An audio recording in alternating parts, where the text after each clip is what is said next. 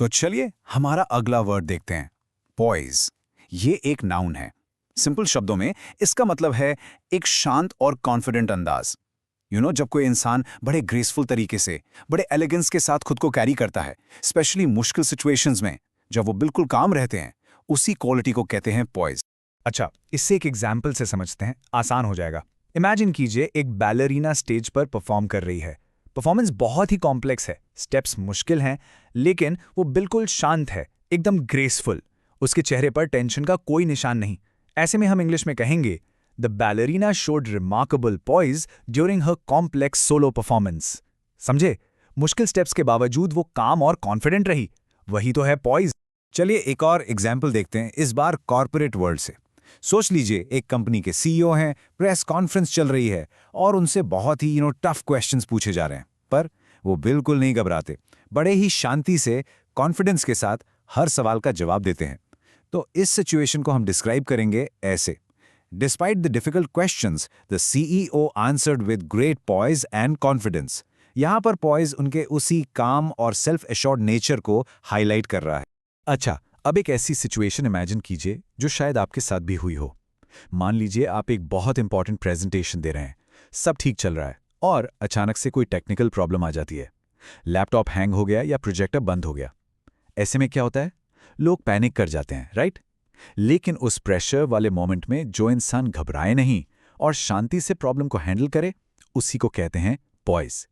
जैसा इस सेंटेंस में कहा गया है, He handled the unexpected technical problem during his presentation with impressive poise.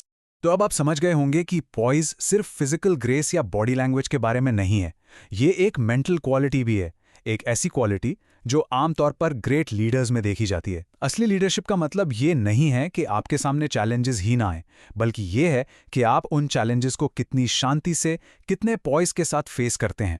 इसके लिए एक बहुत ही अच्छा कोट है, सुनिए। True leadership is not the absence of challenges, but the poise shown in facing them. तो आई थिंक अब पॉइज का मीनिंग काफी क्लियर हो गया होगा। चलिए अब इसके कुछ सिनोनिम्स देखते हैं, मतलब ऐसे वर्ड्स जिनका मीनिंग लगभग सेम होता है। तो पॉइज की जगह आप यूज कर सकते हैं grace, elegance, composure, dignity, self assurance या फिर calmness.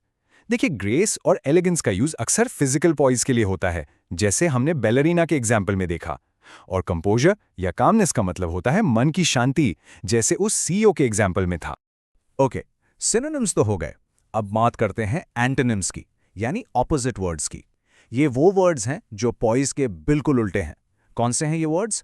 Awkwardness, clumsiness, agitation, panic और इनसिक्योरिटी।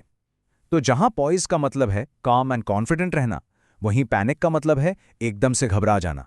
याद है वो प्रेजेंटेशन वाला एग्जाम्पल? अगर वो इंसान टेक्निकल प्रॉब्लम देखकर हाथ पैर फुला लेता तो हम कहते कि he panicked, he lost his poise. तो बस हमेशा याद रखिएगा, लाइफ में या काम में जब भी कोई मुश्किल सिचुएशन आए, उसे शांति और कॉन्फिडेंस से हैंडल करना वही पॉइज है। ठीक है, बस आज के लिए इतना ही। मिलते हैं नेक्स्ट वीडियो में। Happy learning, bye bye.